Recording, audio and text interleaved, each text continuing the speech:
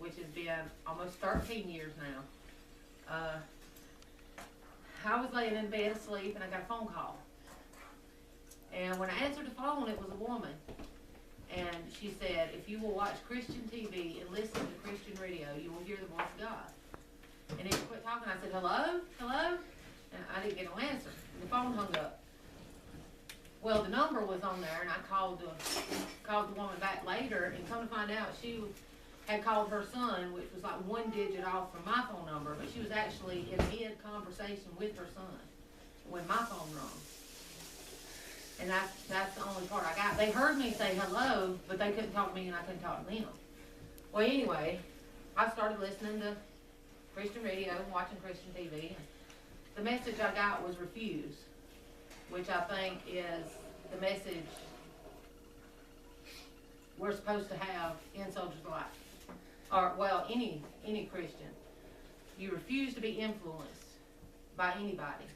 Refuse to let anybody make you believe different. Refuse to care what people think. Refuse to give up. Refuse to sit down, to back down.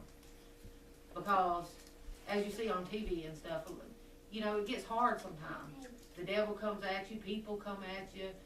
I've been accused of, God only knows, so many things.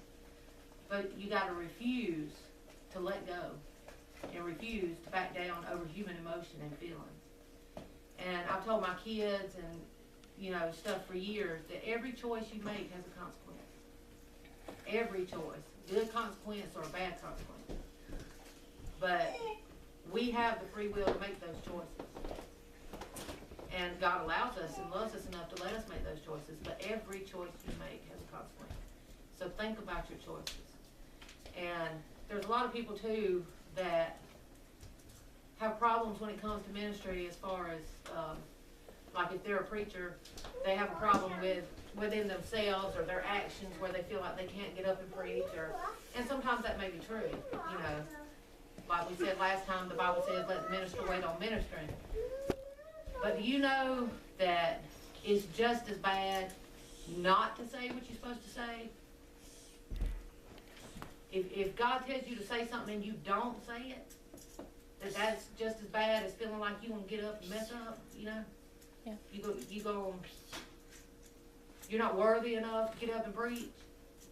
Well, like I said before, if he says you're a preacher, whether you like it or not. You are what he's made you. And if you don't say what he tells you to say, that's just as bad. Yeah. So you should be concerned about that as well.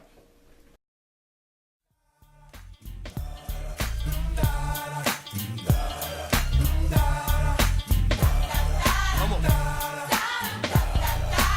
This is for the young people that are not ashamed of getting their praise on. Come on.